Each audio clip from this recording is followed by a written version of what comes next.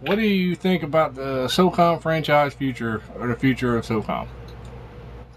Well, I think that the SOCOM future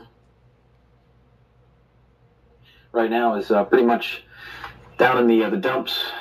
As you can tell with the last game, I didn't even bother wasting my $60 and trying to buy it because the beta. Luckily, that they put that out there for everyone, because I think if they didn't, which kind of was a bad move on their part, would have generated a lot more sales if people didn't have a preview of how messed up and broken of a product they would be purchasing. Um, but the turnaround for this franchise is basically going back to what made the franchise in the beginning. It's looking at the formula of the older SOCOMs and getting back to the root of that success with SOCOM 1 and SOCOM 2. Now, a lot of people don't, always agree with whether it should be SOCOM 1, 2, 3, whatever that's remade. I think that, you're still going to have problems there with what people want. But as far as them being able to turn around the series, I mean, SOCOM 4 is so far off the cliff and, reaching the sharp rocks at the bottom, there's no hope for that game, at least in my opinion. You've got a game that released without a party system, a game that released without, a proper working mic system. They're trying to sell this game to you as a tactical shooter, and yet none of the features that enable you to play as a tactical shooter work. So obviously, they need to go back and whether, they want to do an online series with this, rumored SOCOM legacy, where you're going to get possibly SOCOM 1, 2, 3, and all those online maps. And I don't know how the modes will play out and what the graphics will be like. Do I sign on to the SOCOM 1 multiplayer and, I can play SOCOM 1 and then I can go sign on SOCOM 2 and, SOCOM 3 and then Combined Assault and all that stuff. That's a good question for the rumor mill.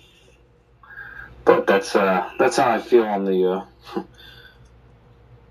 franchise of the SOCOM series and where it's headed. Unless they can turn it around, it's already in the dump. Alrighty then. Let me see here. Xbox versus PlayStation. What do you think? Is it dumb? Like, should everybody just stop talking about it, or is it just more fuel for more videos, or what? Well, I'm fortunate enough to own an Xbox 360 and a PlayStation 3. I like both systems. I don't like the Xbox 360 controller. Personally, I prefer the PlayStation controller. But everybody tells me that the Xbox 360 is somehow superior gamer controller friendly, but to me, I really don't care for it. I don't like that I have to, have a battery pack that I have to buy. Whereas the PlayStation controller is so much lighter and it charges so much faster and the battery lasts so much longer. But as far as the console war goes, I mean, obviously there's different games for different systems for different people's, wants and needs and likes and dislikes. So, yeah, I mean, you really have to find the balance. Like if you're a Call of Duty player, obviously you want to own the Xbox because we can see what kind of crap we get from, Activision. As a PlayStation user, you basically get shit on. They don't really care about you and the game that you're playing because they know you're going to buy it and nothing really ever happens with it and you're just stuck with a broken game.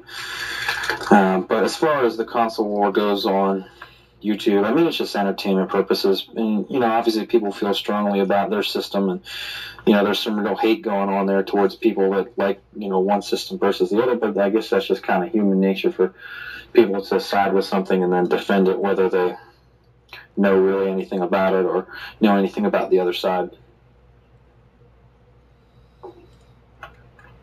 Alright, then what do you think about PlayStation Plus and the cloud game saves? Like, they should have done cloud game saves from the beginning, but I mean, it's like, You're gonna have to explain to me what cloud game saves are because I don't know.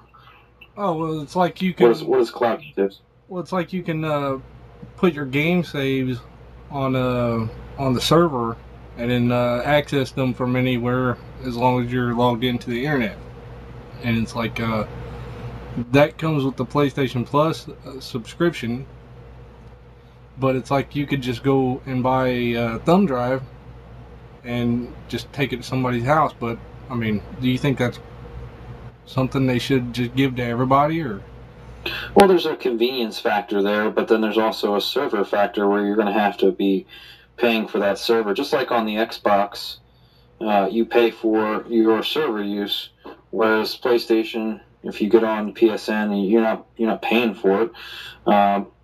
So they got to add something into this PlayStation Plus benefit where all you're really getting is beta codes and demos that maybe not everybody else is getting. I mean, what they've got to spice it up somehow to entice you to pay that monthly fee. I have no desire to buy a PlayStation Plus membership, although I am tempted for the Assassin's Creed Revelations game just do that the 3-month trial just so I can play the beta for that. But to me, I'm already paying for Xbox Live. I'm not going to pay for PlayStation Plus when it doesn't really get me anything other than like the things I've mentioned.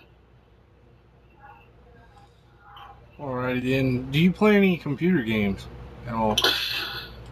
I have was that StarCraft 2? I have that. That's pretty much the only PC game I play, but I have a Mac, so I don't really have a PC gaming computer to get on and play computer games on. So my computer game options are very, very limited on the Mac.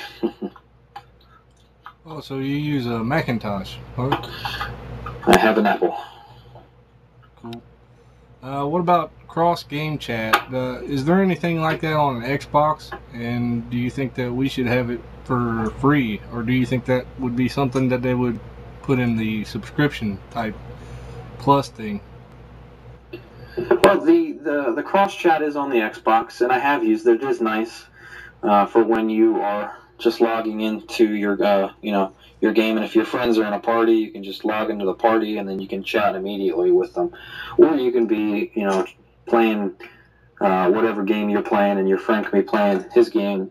You can sit there and have a conversation with them while you're both playing separate games, doing your own thing. So there's a lot of benefit to it. Whereas we're stuck if we're not in the game or in the same room. Our chat options are so limited on the PlayStation 3. It's just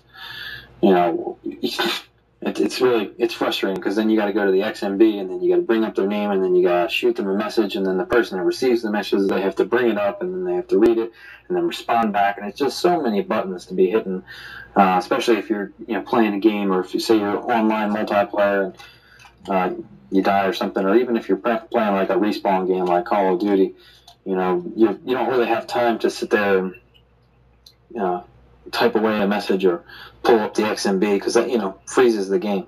So the cross chat is very beneficial, I think. So if you're going to have PlayStation Plus, you should have cross chat. If you're paying for the service, I don't see why. I mean, the system's got to be more than capable of handling something like that. But as far as the software that goes into it, if there's any hardware parts that would need to be added, that would probably slow them down. Have you ever played any PlayStation Minis, like the mini games that they have for like $2 or something like that? Do you think that's a waste of time, or do you think that's just they're trying to target more kids to play the games? Well, the mini games, I haven't actually played them, but I mean, from a business standpoint, it's just another generating revenue scheme to get kids playing games and get kids buying something cheap, so that way they're still generating revenue. I mean, if you look at like Apple and the App Store and the apps that you can purchase, they're usually generally around $1 to $5 for the game. So they're trying to compete with that level of competition in the market for those games, because the apps that the Apple has to offer is generating a lot of money, and it has actually become a serious competition in the marketplace, and they're just trying to enter that marketplace. And one place they can do that is via the PlayStation, or I'm assuming the PSP. I owned a PSP a long time ago, but I don't know, I'm 29 now. I don't really need a PSP anymore. So. What do you think about these like YouTube partners and stuff? They get all kinds of options, like they get the header option, they get the thumbnail options and all that stuff. It's like you don't even need that stuff after you've got that many subscribers and people watching your videos, it's like you could use that stuff before you already have the sub base to be a partner. It's kind of silly. It's backwards. What do you think about that? Well, I mean, again, that comes down to server and, financial issues. If you're a partner, you're making YouTube money, so they're going to, give you those extra options. They know that you've already have a fan base that's watching you, so that those views will generate them revenue. So really, it's about how valuable you are to them, not giving you the options to have a header and all that other fun stuff. I mean, I made my background in Microsoft Paint, and I'm fine with that. I don't have the graphics background like some of the folks out there that make all that cool stuff, but I made my little optical illusion background with it, and I'm happy. So, but I just, I can see where people get frustrated, and they'd like to put like all the cool stuff that, those partners, people that are getting those options, they'd like to, have that option as well. But like I said, it comes down to a business aspect, and they're paying for that data and, the load on their servers. So, I mean, it's nice enough that we get to upload our videos essentially for free, and we're not really generating them any revenue. Alrighty then. That's just about everything that I got. Do you have anything you want to ask me? Well, I remember the latest video that you put out, and you were talking about World of Warcraft. I think that maybe you should look into that. And how much time do you spend on that game? I don't play the World of Warcraft, but I have played Warcraft. I enjoyed that, and I know this is like a totally different thing, but I would why don't you put up videos on that? It's hard to put up videos on Warcraft because there's really not a good capture program out there. There's I forget. I don't even remember the name of it, but all the good capture programs cost like $40. I'd be looking for a open source screen capture, but I can't find one. So that's why I haven't put any videos up on Warcraft.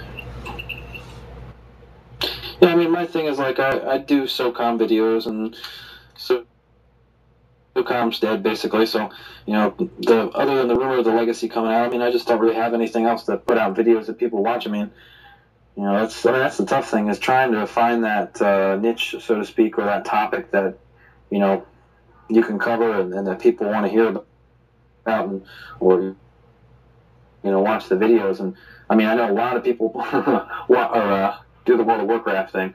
I think I'm just throwing that out there. That something that I would look into, at least from your perspective, on putting some videos out.